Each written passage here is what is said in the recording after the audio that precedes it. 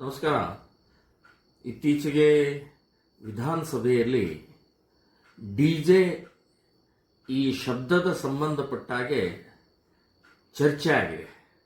ಆ ಚರ್ಚೆಯಲ್ಲಿ ಆ ಡಿಜೆಯನ್ನು ಬ್ಯಾನ್ ಮಾಡಬೇಕು, ಸುಪ್ರೀಂ ಕೋರ್ಟ್ ಹೇಳಿದ್ದಕ್ಕೆ ಬ್ಯಾನ್ ಮಾಡಬೇಕು ಅನ್ನುವಂಥದ್ದು ಚರ್ಚೆ ಆಗಿದೆ. ನಾನು ಹೇಳ್ತೀನಿ ಅದು ಸರಿಯಾದ ಕ್ರಮ. ಅದು ಡಿಜೆ ಬ್ಯಾನ್ ಮಾಡಬೇಕು ಅನ್ನುವಂಥದ್ದು ನನ್ನ ಶ್ರೀರಾಮ ಸೇನೆ ಸಂಘಟನೆಯ ಒಪ್ಪಿಗೆ ಕೂಡ ಇದೆ. ಆದರೆ ಡಿಜೆಯ ಶಬ್ದದಿಂದ ಹೃದಯಾಘಾತಗಳು, ರೋಗಿಗಳಿಗೆ ಎಷ್ಟು ತೊಂದರೆ ಆಗುತ್ತೆ, ವಿದ್ಯಾರ್ಥಿಗಳಿಗೆ ಎಷ್ಟು ತೊಂದರೆ ಆಗುತ್ತೆ, ಆಸ್ಪತ್ರೆಗೆ ಎಷ್ಟು ತೊಂದರೆ ಆಗುತ್ತೆ, ಶಾಲಾ ಕಾಲೇಜುಗಳಿಗೆ ಎಷ್ಟು ತೊಂದರೆ ಆಗುತ್ತೆ, ನಾಗರಿಕರಿಗೆ ಎಷ್ಟು ತೊಂದರೆ ಆಗುತ್ತೋ ಅಷ್ಟೇ ದಿನಕ್ಕೆ 5 ಬಾರಿ ಮಾಡ್ತಾ ಇರುವಂಥ ಅಜಾನದಿಂದಲೂ ಕೂಡ ಅಷ್ಟೇ ತೊಂದರೆ ಆಗ್ತಾ ಇದೆ.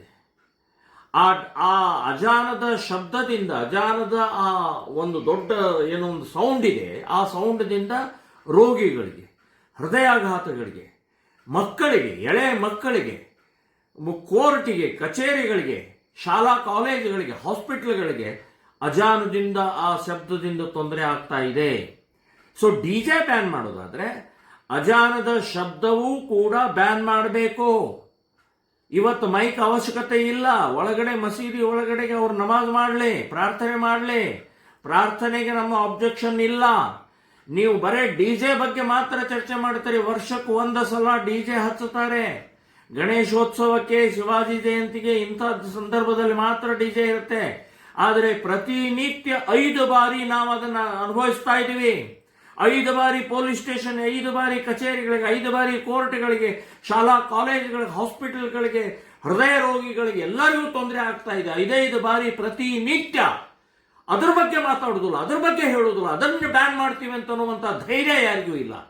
ಬಿಜೆಪಿಯವ್ರಿಗೂ ಇಲ್ಲ ಅಂತನ್ನುವಂಥದ್ದು ಹೇಳ್ತೀನಿ. ಬಿಜೆಪಿಯ ಸರ್ಕಾರ ಇದ್ದಾಗಲೂ ಕೂಡ ಇವರು ಬಾಯಿ ಮುಚ್ಕೊಂಡು ಕೂತಿದ್ರು ಇವರು ಅಂತ. ಸೊ ಯಾಕೆ ಸರ್ಕಾರದ ಈ ಮುಸ್ಲಿಂ ಅಂದ ತಕ್ಷಣ ಹೆದರಿಕೆ ಯಾಕೆ?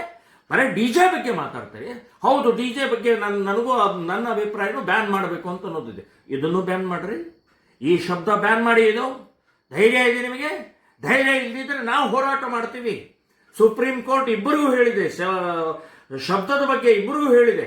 ಪೊಲೀಸ್ ಡಿಪಾರ್ಟ್ಮೆಂಟ್ ಕಿವಿ ಕೇಳಿಸೋದೇ ಇಲ್ಲ. ಅವರು ಏನು ಹಾಕೊಂಡಿದಾರೋ ಗೊತ್ತಿಲ್ಲ ಕಿವಿ ಒಳಗಡೆಗೆ. ಸರ್ಕಾರಿ ಎಲ್ಲ MLA MP ಮಿನಿಸ್ಟರ್ಗಳು, ಮುಖ್ಯಮಂತ್ರಿಯಿಂದ ಹಿಡಿದು ಎಲ್ಲರಿಗೂ ಹೇಳ್ತಾ ಇದ್ದೀನಿ, ಕಿವಿಯಲ್ಲಿ ಏನು ಹಾಕೊಂಡಿದ್ದೀರಿ? ನಿಮಗೆ ಶಬ್ದ ಕೇಳಿಸ್ತಾ ಇಲ್ವಾ ಅಜಾನದ್ದು? ಸೊ ಡಿಜೆ ಬಗ್ಗೆ ಬರೀ ಮಾತನಾಡುವಂಥದ್ದು ಆಗಬಾರ್ದು. ಈ ಶಬ್ದದ ಬಗ್ಗೆ ಪ್ರತಿನಿತ್ಯ ನಾವು ಅನುಭವಿಸ್ತಾ ಇದ್ದೀವಿ, ಎದುರಿಸ್ತಾ ಇದ್ದೀವಿ. ನಾವು ತೊಂದರೆ ಆಗ್ತಾ ಇರುವಂಥ ಅಜಾನದ ಶಬ್ದದ ಬಗ್ಗೆನೂ ಕೂಡ ಬ್ಯಾನ್ ಆಗಬೇಕು ಅಂತನ್ನುವಂಥದ್ದು ನಾನು ಹೇಳ್ತಾ ಇದ್ದೀನಿ.